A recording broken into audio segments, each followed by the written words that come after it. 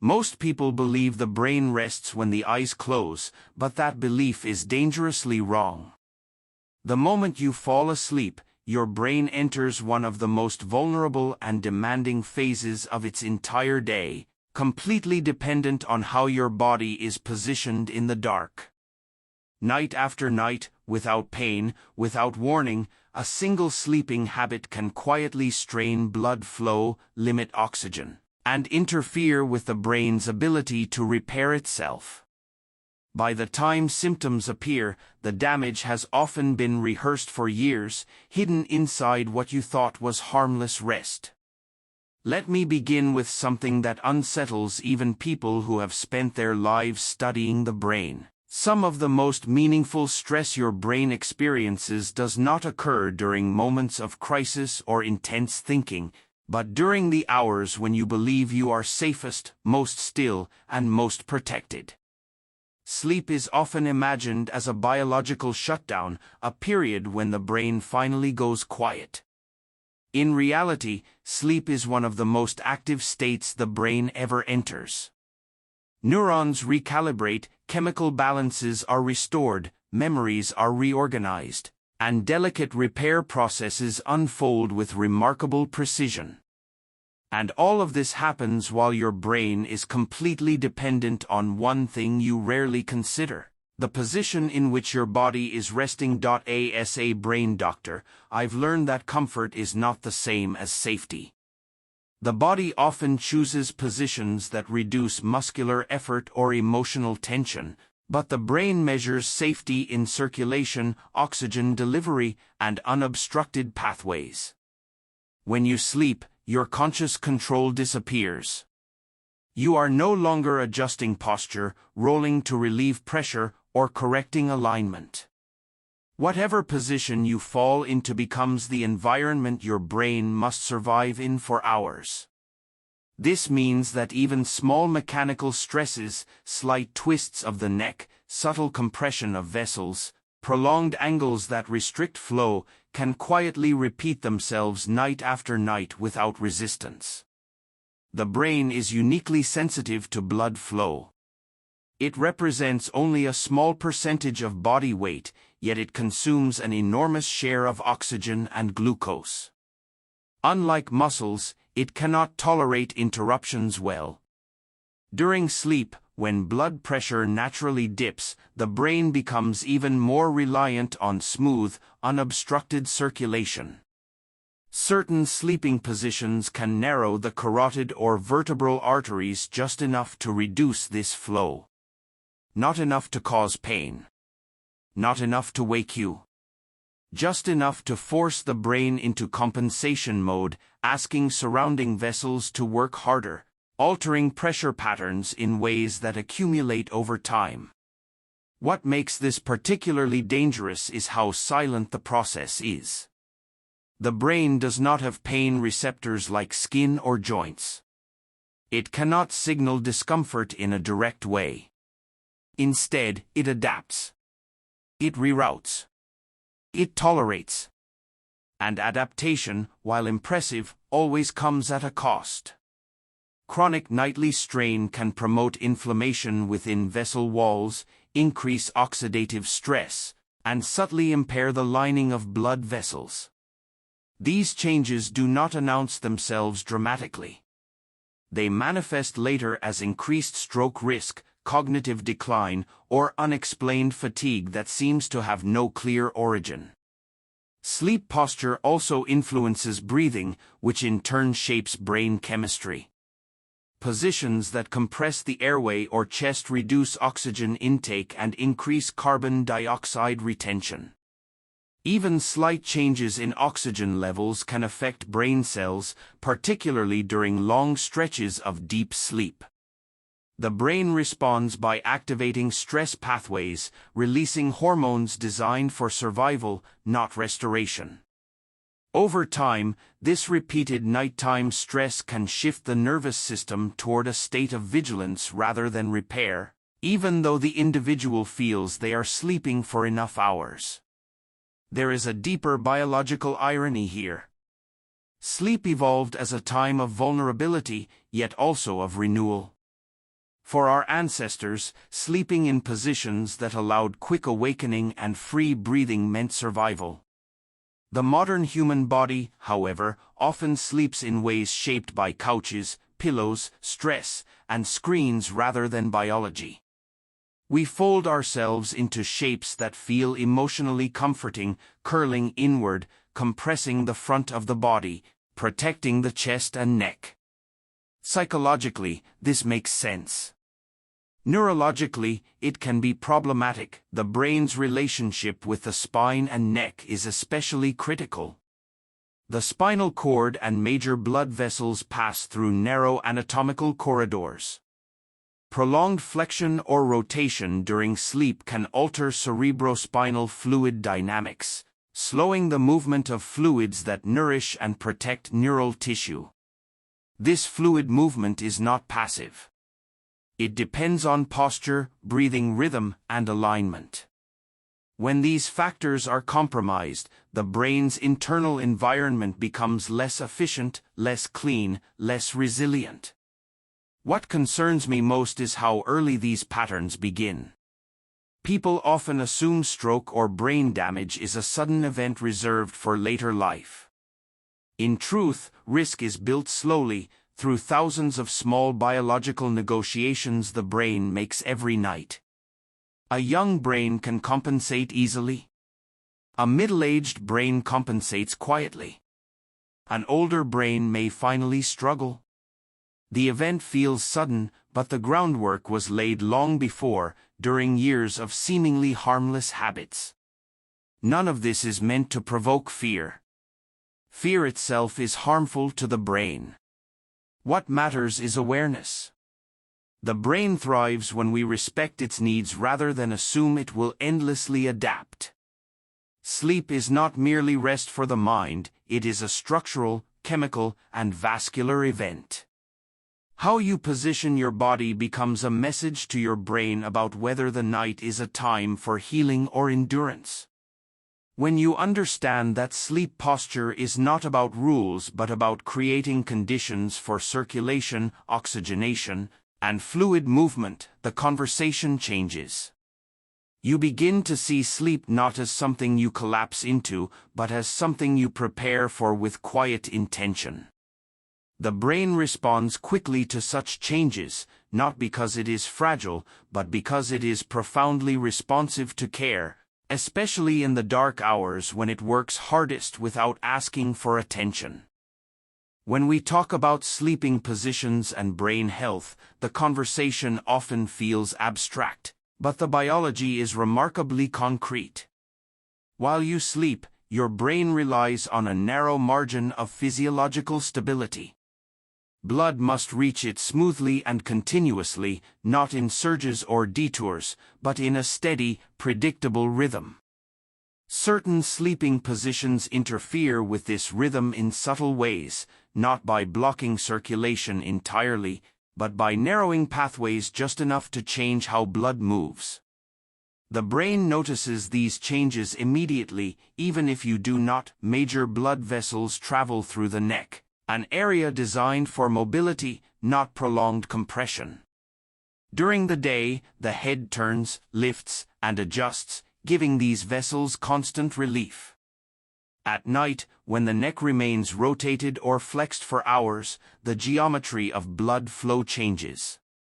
The vessels are soft, living tissue, responsive to pressure and angle. Even a mild bend sustained over time can reduce the efficiency of flow, forcing the brain to rely on alternative routes that were never meant to carry the full burden. The brain is extraordinarily adaptive, and this adaptability is often mistaken for resilience without consequence. When blood flow becomes slightly restricted, the brain compensates by increasing pressure elsewhere, recruiting smaller vessels, or altering vascular tone. These adjustments work in the short term, but they come at a biological cost. Vessel walls experience uneven stress, endothelial cells become irritated, and inflammatory signals slowly increase. None of this produces pain. None of it wakes you up. Yet night after night, the same compensations repeat, gradually shifting the baseline of vascular health. This is where time becomes a critical factor. A single night of poor positioning does little harm. Hundreds of nights shape physiology. The brain does not measure damage in dramatic events, it measures it in patterns. Over years, repeated nighttime circulation strain can contribute to stiffening of blood vessels, reduced responsiveness to pressure changes, and increased vulnerability to clot formation. When people experience a stroke later in life, it is often described as sudden, but from a neurological perspective, it is the final chapter of a long, quiet story. There is also an intimate connection between circulation and brain tissue health itself. Neurons are metabolically demanding cells. They require consistent oxygen delivery to maintain electrical stability. When blood flow fluctuates during sleep, even slightly, neurons may enter a state of low-grade stress. They fire less efficiently, repair more slowly, and become more sensitive to future insults. Over time, this can affect attention, memory consolidation, and emotional regulation, changes often attributed to aging or stress rather than nighttime physiology. Another overlooked element is how circulation interacts with breathing. Sleeping positions that compress the chest or airway subtly alter breathing patterns, reducing oxygen intake and increasing carbon dioxide levels. The brain interprets elevated carbon dioxide as a threat signal. It responds by activating autonomic reflexes designed to preserve life, increasing heart rate variability and vascular tension. These responses are useful in emergencies, but counterproductive during sleep. Instead of deep restoration, the brain spends the night in a state of mild vigilance, never fully disengaging from survival mode. As people age, this issue becomes more pronounced. Blood vessels naturally lose elasticity over time. What a younger brain can compensate for easily becomes more challenging later in life.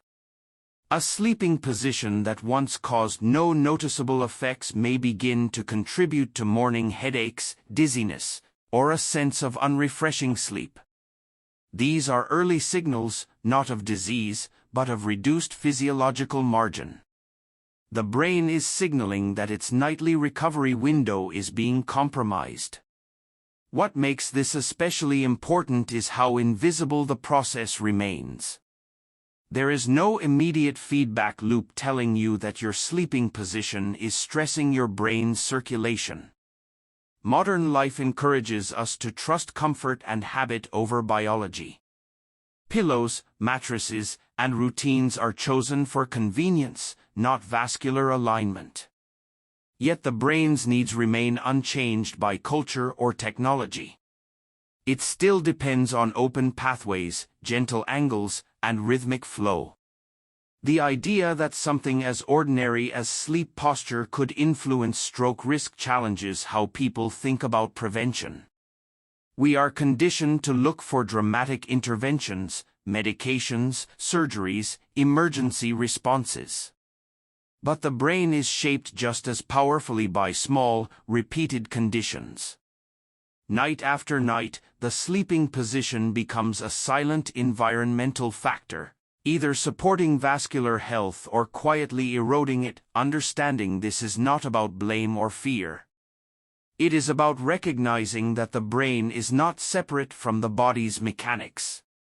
Circulation is not an abstract concept, it is a physical process influenced by gravity, angle, and pressure.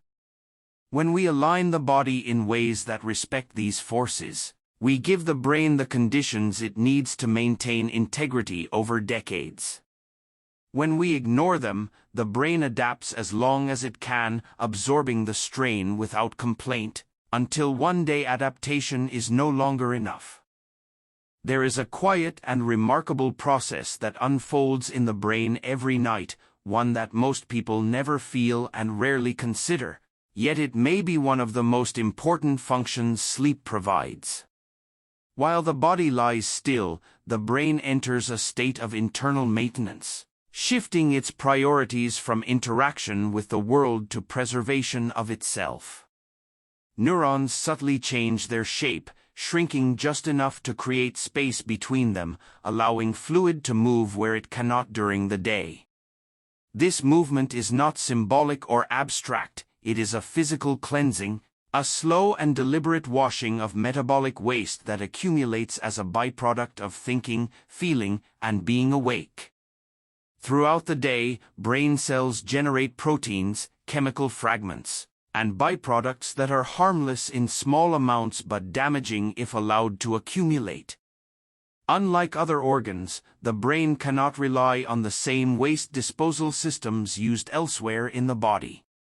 It has its own method, dependent on the rhythmic flow of cerebrospinal fluid. Sleep is the time when this system becomes most active.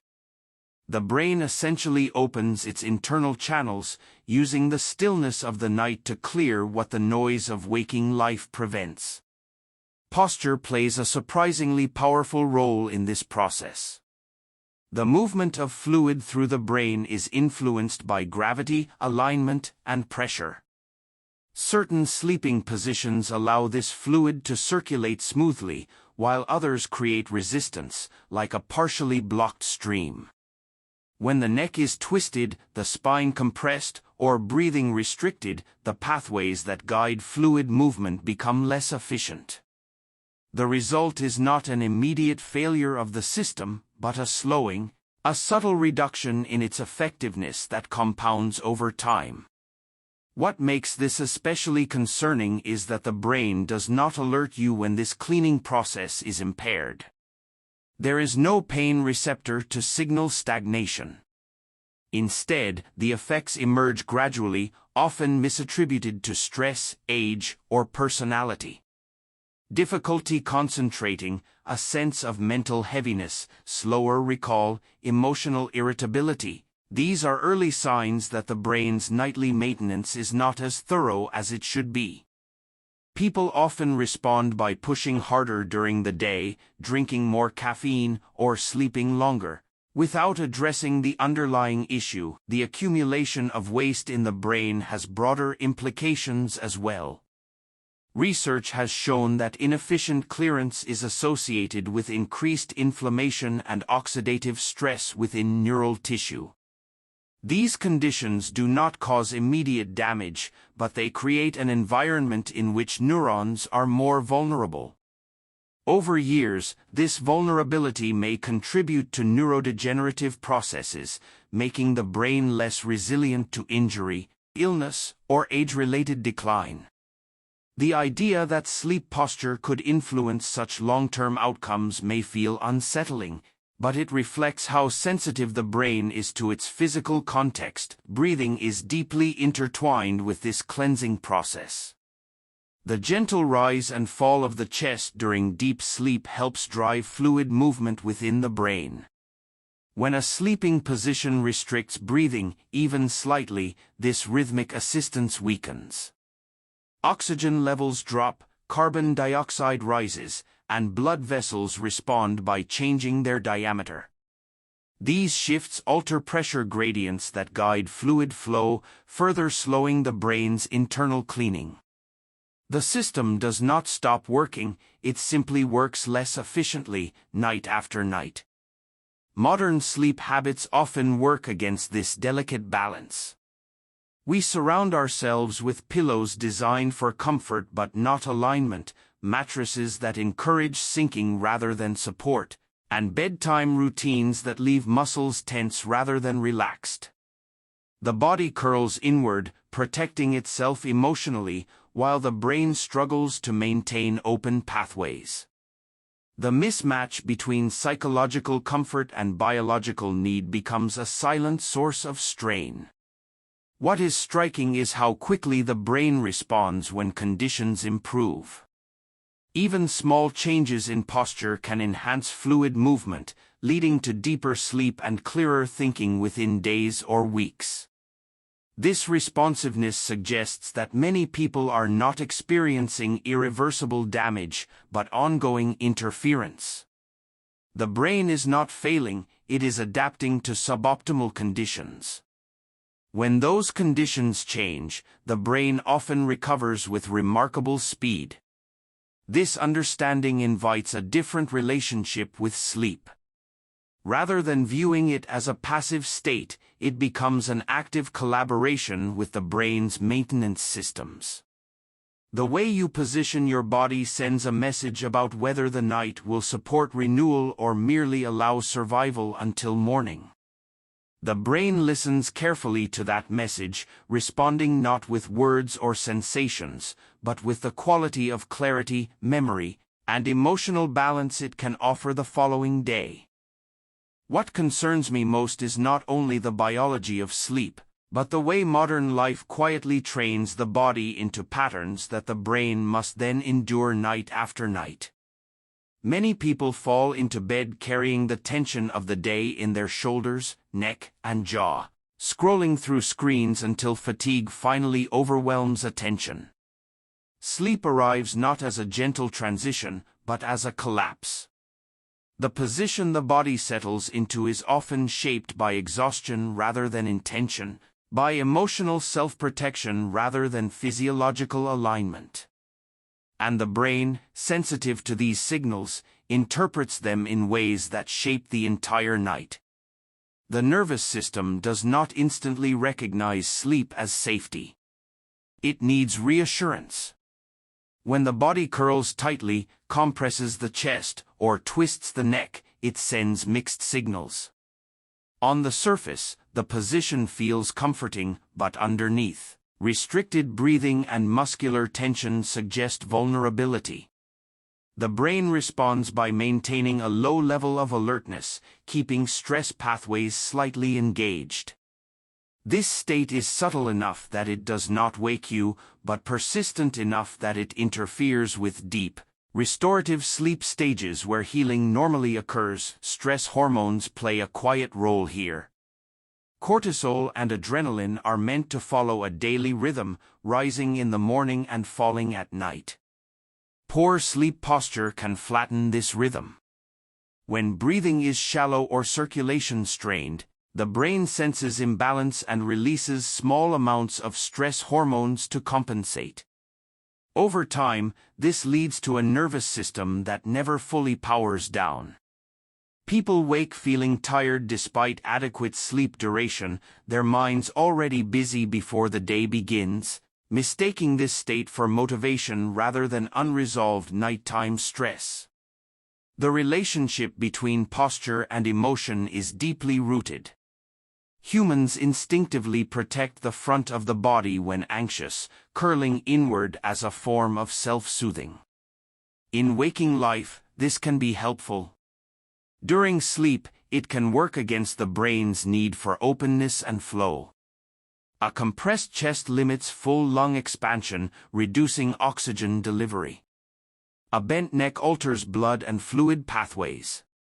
These physical constraints reinforce the brain's sense that it must remain vigilant, preventing the full surrender required for neurological restoration. Technology amplifies this problem.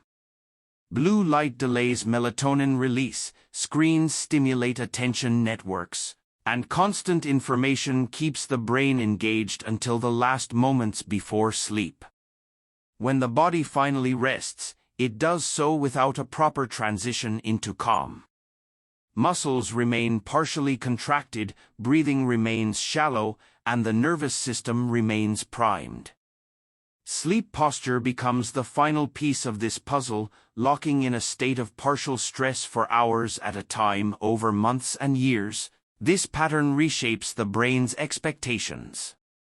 The nervous system learns that night is not a time of complete safety, but of quiet monitoring. This learning is unconscious and gradual, but powerful. It influences heart rate variability, immune function, and emotional regulation.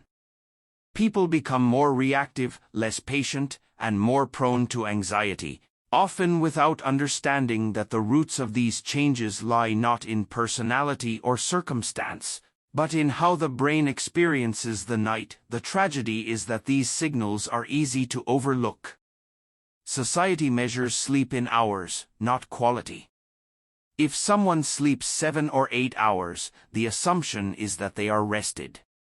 But the brain measures sleep in depth, rhythm, and physiological ease.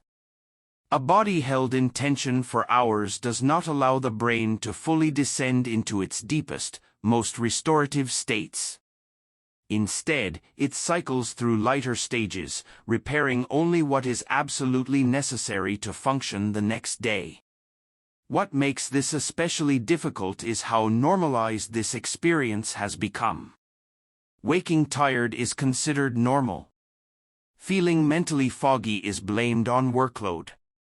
Emotional fatigue is attributed to life stress. Rarely do people question whether their nervous system ever truly rests. Yet when sleep posture supports open breathing, relaxed muscles, and gentle alignment, the difference can be profound. The brain responds with deeper calm, more stable mood, and a sense of resilience that carries into waking life. This is not about perfection or rigid rules. The brain does not demand precision, it responds to trends.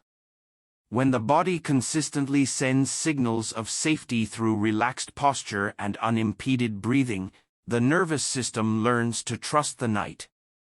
Stress hormones fall more predictably, restorative sleep deepens, and the brain shifts from survival to repair.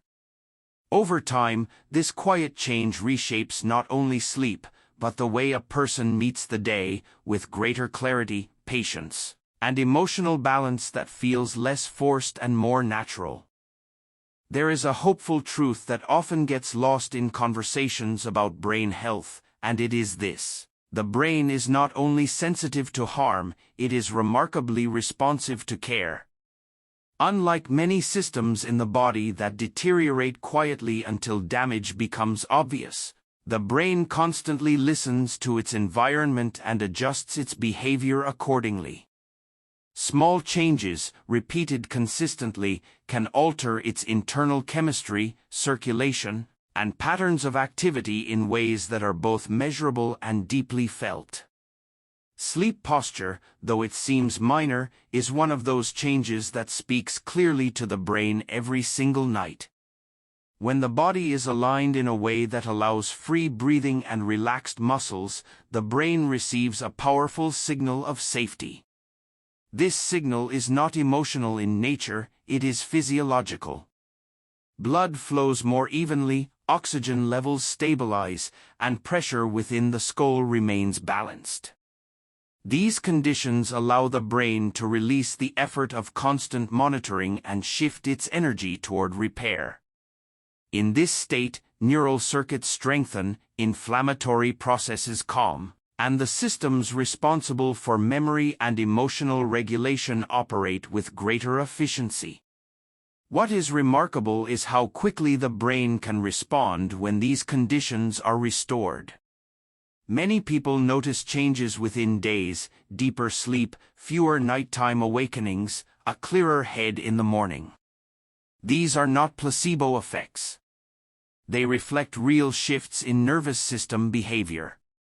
When the brain no longer needs to compensate for restricted flow or impaired breathing, it reallocates resources toward maintenance and optimization rather than survival. This responsiveness is rooted in the brain's fundamental design. It evolved to adapt continuously, not just during crises, but in response to subtle environmental cues. Posture during sleep becomes one such cue. An open chest allows full lung expansion, enhancing oxygen delivery and supporting stable blood gases. A neutral neck position reduces strain on blood vessels and fluid pathways. Gentle alignment of the spine supports the rhythmic movement of cerebrospinal fluid that nourishes and protects neural tissue. Together, these factors create an internal environment where the brain can work with less resistance. There is also a psychological dimension that emerges naturally from these physical changes.